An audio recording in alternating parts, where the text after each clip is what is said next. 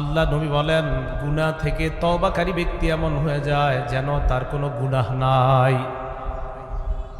গুনাহ থেকে তওবাকারী ব্যক্তি যদি এমন হয়ে যায় যার তওবা আল্লাহ কবুল করে নেয়, আল্লাহ নবী বলেন ওই বান্দা এমন হয়ে যায় যেন মায়ের পেট থেকে দুনিয়াতে আসছে, তার কোনো গুনাহ নাই। তওবাকারী ব্যক্তি এমন হয়ে যায় যেন তার কোনো গুনাহ নাই। আল্লাহ আমাদেরকে সকলকে তওবা করার তৌফিক দান করেন। ৩ নাম্বার দৃষ্টান্ত, এটাও ইবনে মাজার হাদিস, 4251 নাম্বার হাদিস। ক্বালা রাসূলুল্লাহ সাল্লাল্লাহু আলাইহি ওয়াসাল্লাম, আল্লাহ নবী বলেন, কুল্লু বানি আদম খাত্তাউন ওয়া খায়রুল খাত্তাইনা আত-তাওয়াবুন। নবীজি বলেন, আদম সন্তান সবাই গুনাহগার, গুনাহগারদের মধ্যে তারাই উত্তম যারা তওবাকারী। আমি আপনি আমরা যারা আছি আমরা গুনাহগার, গুনাহ আমাদের কারো কম হয় কারো বেশি হয়। নবীজি বলেন আমাদের মধ্যে তারাই উত্তম, ওই গুনাহগারদের মধ্যে যারা তওবা করে তারা আল্লাহর কাছে দামি হয়ে যায়। এই জন্য তওবা নিয়মিত করা, সগীরা কবিরা কম বেশি গুনাহ তো হয়েই যায়। আল্লাহ সকলকে বেশি বেশি তওবা করার নসিব দান করেন। দৃষ্টান্ত নাম্বার 4, এটাও ইবনে মাজার হাদিস, 4253 নাম্বার হাদিস। এই হাদিসের মধ্যে রাসূল আকরাম সাল্লাল্লাহু আলাইহি সাল্লাম বলেন, ক্বালা রাসূলুল্লাহ সাল্লাল্লাহু আলাইহি ওয়াসাল্লাম, ইন্নাল্লাহা ইয়াকবালু তাওবাতাল আবদি মা লাম ইউগারগির। আল্লাহ নবী বলেন, মরণ আসার আগ পর্যন্ত আল্লাহ বান্দা তওবা কবুল করে নেয়। মৃত্যু আসার আগ পর্যন্ত তওবার দরজা খোলা। যেহেতু আমাদের জানা নাই কখন আমাদের মৃত্যু হয়ে যায়, তাই প্রতিটা মুহূর্তে আমাদের তওবা করা দরকার, কারণ একটু পরেই তো আমাদের মরণ হয়ে যাওয়ার সম্ভাবনা। নবীজি বললেন, বান্দার মরণের আগ পর্যন্ত আল্লাহ বান্দার তওবা কবুল করে নেয়। এই হাদিস দ্বারা বোঝা যায় প্রতিনিয়ত বেশি বেশি তওবা করা দরকার, কারণ মরণ কখন হয়ে যায় আমাদের কারো জানা নাই। দৃষ্টান্ত নাম্বার 5, তিরমিজির বর্ণনা 3538 নাম্বার হাদিসে আল্লাহ নবী বলেন, ক্বালা রাসূলুল্লাহ সাল্লাল্লাহু আলাইহি ওয়াসাল্লাম, আল্লাহ নবী বলেন, আল্লাহু আফরাহু বিতাওবাতি আহাদিকুম মিন আহাদিকুম বিদাল্লাতিহি ইযা ওয়াজাদাহা। তোমাদের কোনো ব্যক্তি সফরে বের হওয়ার পর তার সাথে একটা বাহন, ওই বাহনের মধ্যে তার খানা আছে, তার পানি আছে, তার আসবাবপত্র টাকা পয়সা সব ওই বাহনের মধ্যে। বাহন চালাইতে চালাইতে এক জায়গায় যায়, যাওয়ার পর তার ঘুমের প্রয়োজন। বাহনটা ওই লোক থামার পর গাছের সাথে বেঁধে দেয়, অথবা ওই লোকটা তার বাহনটাকে ঘাস খাওয়ার জন্য ছেড়ে দেয়। লোকটা বিশ্রামের জন্য ঘুমিয়ে যায়। ঘুম থেকে ওঠার পর দেখে তার বাহন নাই। তার বাহন নাই মানে তার খানাও নাই, পানিও নাই, টাকা পয়সা কিছুই নাই। এবার লোকটা চিন্তা করে, আমি যদি আবার সম্ভব না, যেই জায়গায় রওনা করলাম সেখানে যাওয়া সম্ভব না, যেখানে আছি এখানে যদি আমার মরণ হয়ে যায়, এটা গ্রহণ করা ছাড়া কোনো উপায় নাই।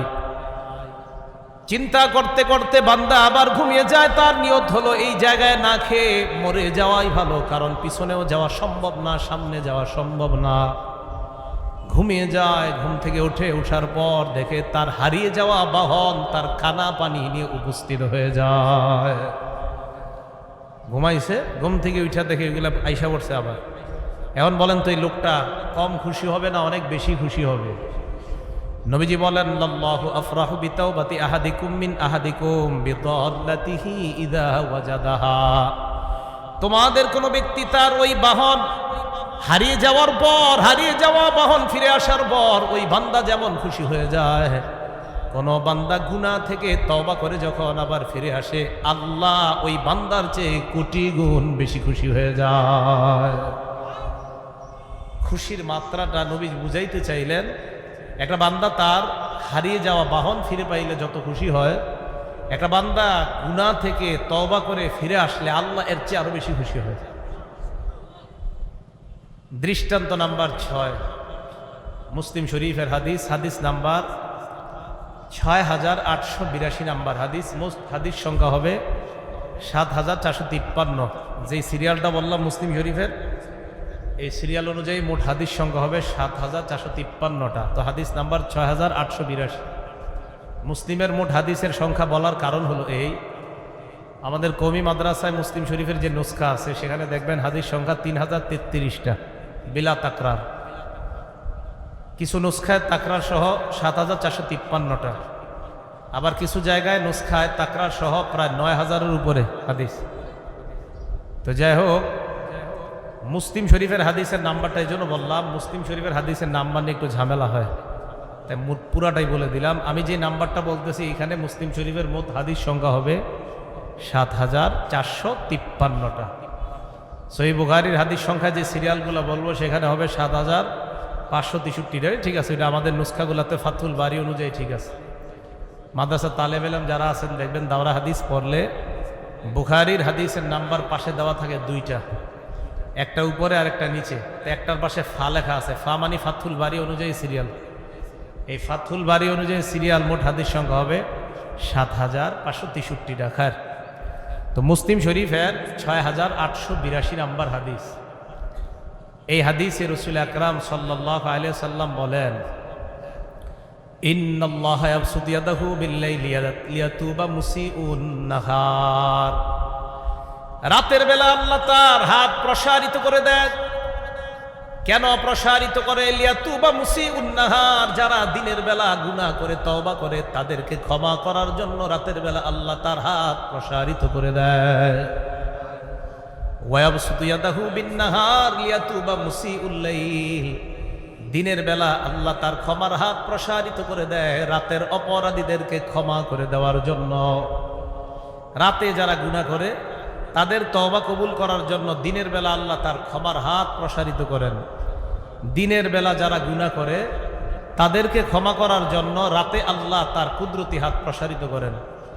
এই হাদিস শুনে আবার আপনাদের এলাকার কেউ প্রশ্ন করতে পারে, তার মানে আল্লাহর হাত আছে। এই জাতীয় প্রশ্নকারী এলাকা আছে কিনা জানি না, যদি থাকে আর এই প্রশ্ন যদি করে আল্লাহর হাত আছে আল্লাহর পা আছে, তো আপনারা বলবেন না ভাই আল্লাহর হাত পা কেমন আমরা জানি না। তো বলবে আরিফ বিন হাবিব যে বললো আল্লাহ হাত প্রসারিত করে, তখন বলবেন এটা আল্লাহর কুদরতি হাত।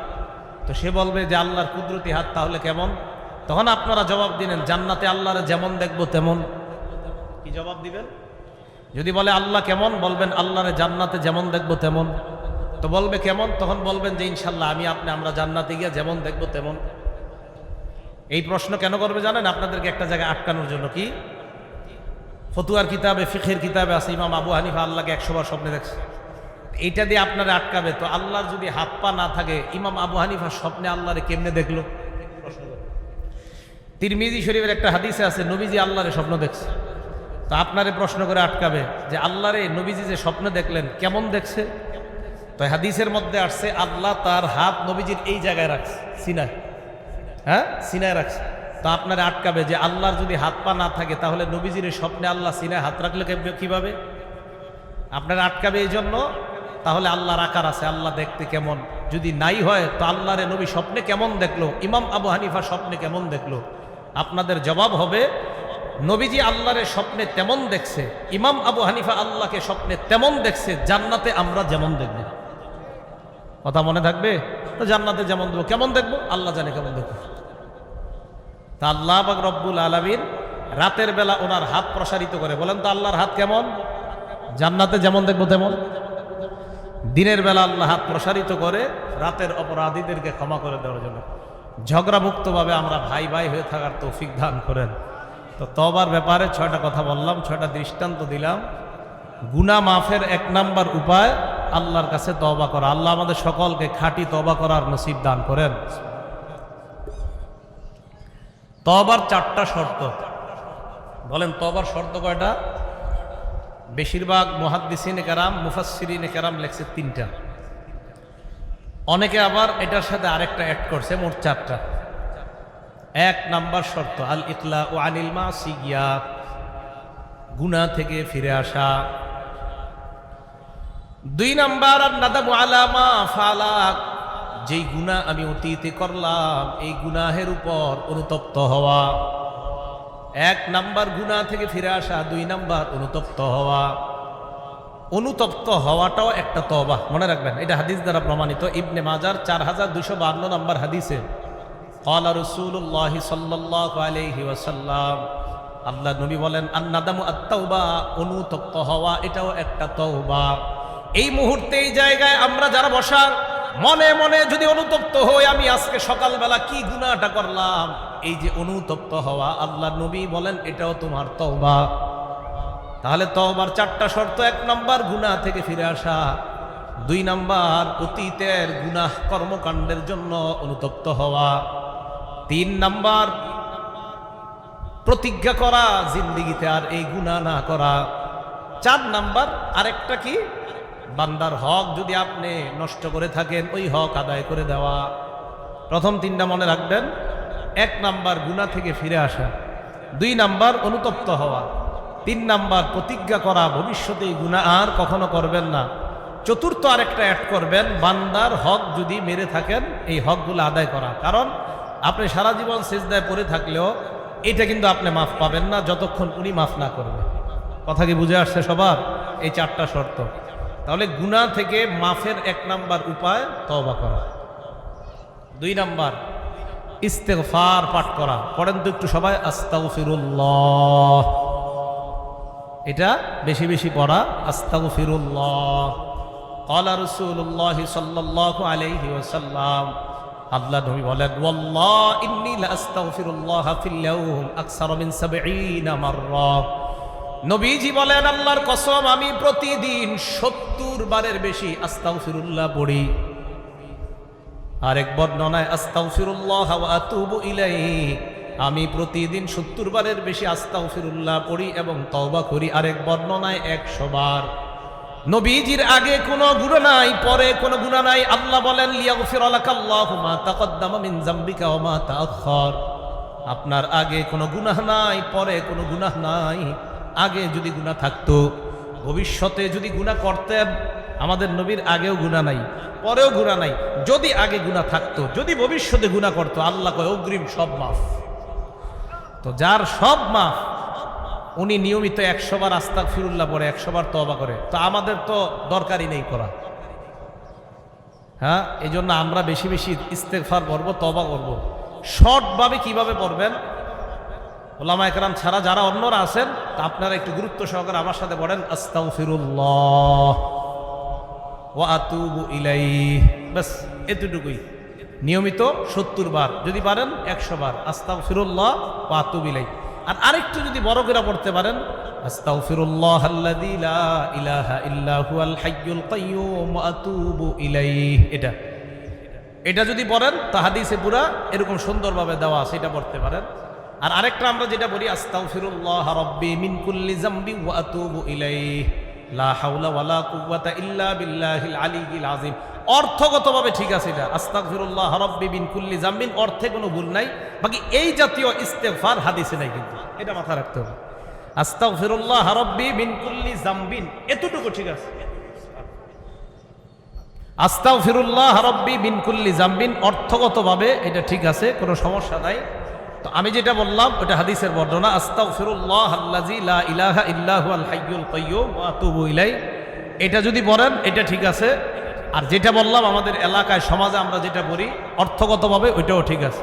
তা আমি বলি হাদিসে যেটা আমরা পেয়েছি এটা পড়ি আমরা, এটা পড়াটাই ভালো, বেশি উত্তম। আস্তাগফিরুল্লাহাল্লাযী লা ইলাহা ইল্লা হুয়াল হাইয়ুল কাইয়্যুম ওয়া আতুবু ইলাইহি, এটা যদি পড়তে পারেন ভালো। যদি বলেন না শর্টে পড়বো, তা আস্তাগফিরুল্লাহ ওয়া আতুবু ইলাইহি 70 বার। আর যদি পারেন 100 বার নিয়মিত। আল্লাহ আমল করার তৌফিক দান করেন।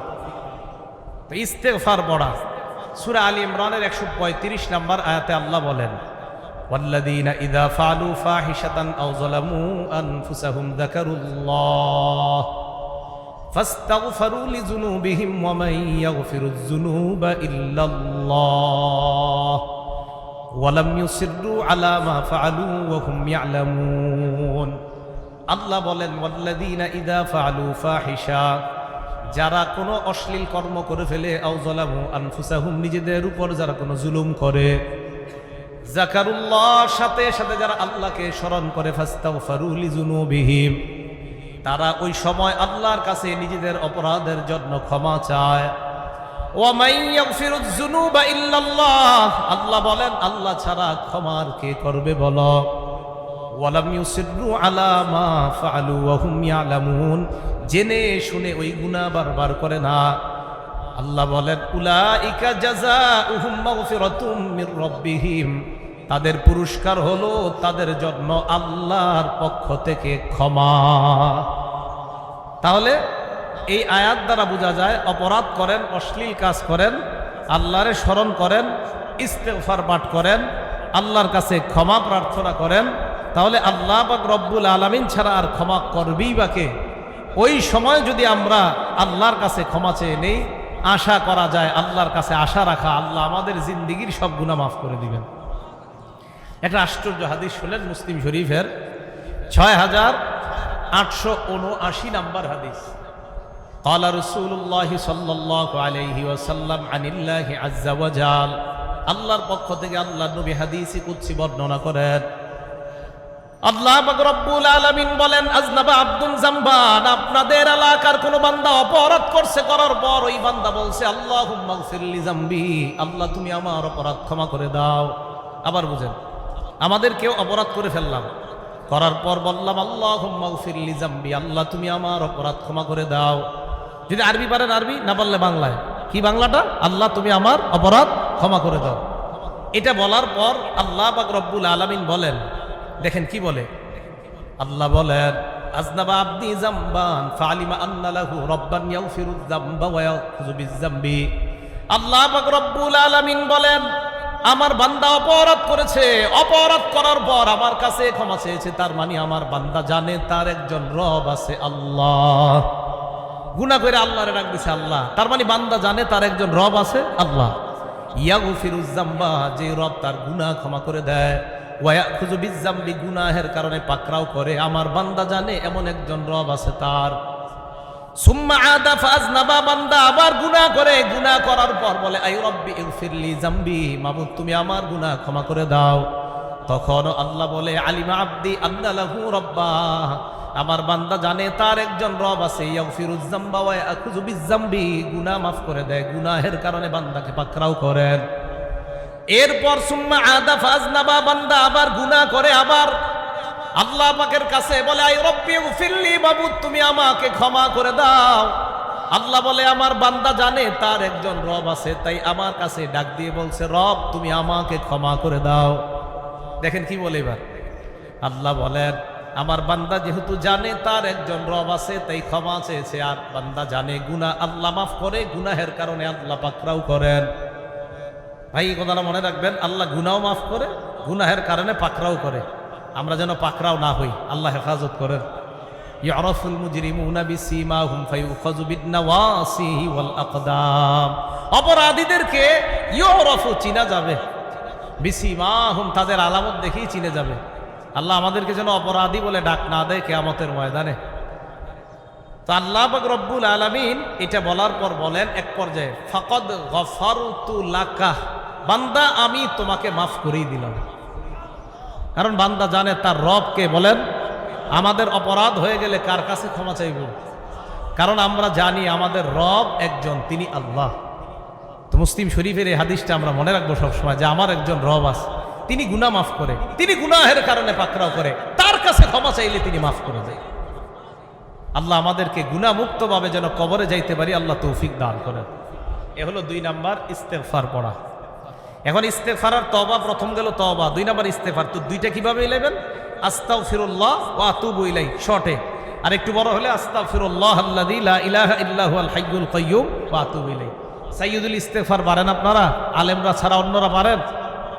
আল্লাহুম্মা আনতা রাব্বি লা ইলাহা ইল্লা আনতা খালাকতানি ওয়া আনা আবদুকা ওয়া আনা আলা আহদিকা ওয়া ওয়া'দিকা মাসতাতা'তু আউযু বিকা মিন শাররি মা সানা'তু আবু'ু লাকা বিনি'মাতিকা আলাইয়া ওয়া আবু'ু লাকা বিযামবি। আর এক বর্ণনায় আবু'ু বিযামবি, এক বর্ণনায় লাকা আছে আর একটা লাকা নাই। আবু'ু লাকা বিনি'মাতিকা আলাইয়া ওয়া আবু'ু লাকা বিযামবি বা আবু'ু বিযামবি। এই ইস্তেগফারটার নাম সাইয়্যিদুল ইস্তেগফার। আবু'ু লাকা বিনি'মাতিকা আলাইয়া ওয়া আবু'ু লাকা বিযামবি ফাগফিরলি ফাইন্নাহু লা ইয়াগফিরুয যুনুবা ইল্লা আনতা।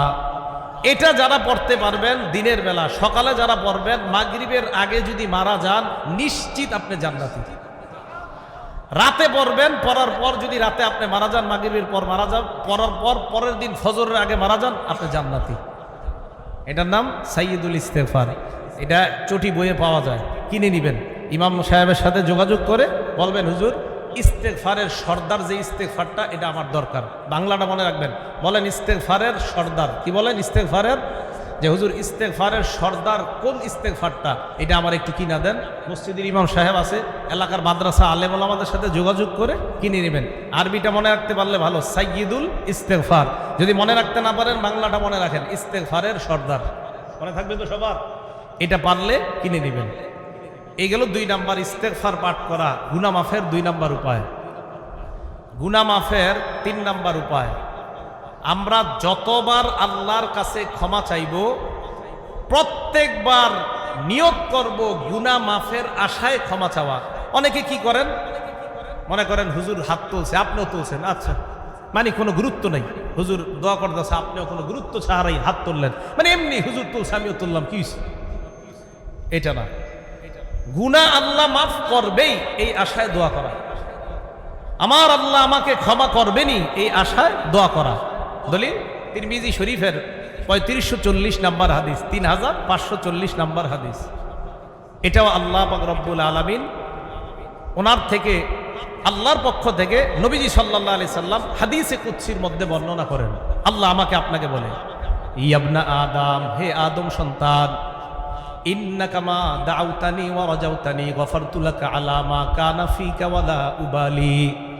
আল্লাহ বলেন, বান্দা তুমি আমার কাছে ক্ষমা চেয়ে ক্ষমা পাওয়ার আশায় যতবার ক্ষমা চাও, আল্লাহ বলেন আমি আল্লাহ তোমার মাঝে যত অপরাধ আছে, আমি এই অপরাধ ক্ষমা করতে কোনো পরোয়া করি না। তোমার মাঝে যত অপরাধ তুমি ক্ষমা চাও, আমি ক্ষমা করে দিব, পরোয়া করি না। পরোয়া কাকে বলা হয়? আমি আপনাকে বললাম আমি আপনাকে 10 টাকা দিব, কার কি? এটাকে বলা হয় পরোয়া। আমি আমার বান্দারে মাফ করবো, কার কি? মানে আল্লাহ বুঝায় তুমি আমার এই আশা নিয়ে ক্ষমা চাও, কে কি বললো এটা দেখার বিষয় না, আমি তোমাকে মাফ করবো। ক্ষমা চাও, আল্লাহ উবালি, আমি পরোয়া করি না তোমাকে মাফ করতে। কি আজীব কথা, আমাদের রব আমাকে বলতেছে। এরপরে দেখেন কি বলে, ইবনা আদম, হে আদম সন্তান, লাউ বালাগাত যুনুবুকা আনানাস সামা সুম্মা ইস্তাগফারতানি, বান্দা তোমার গুনাহ যদি আকাশের চূড়ায় গিয়ে পৌঁছে যায় আর আমার কাছে তুমি ক্ষমা চাও, গফারতু লাকা আলা মা কানা ফিকা ওয়ালা উবালি, আমি তোমার আকাশ পরিমাণ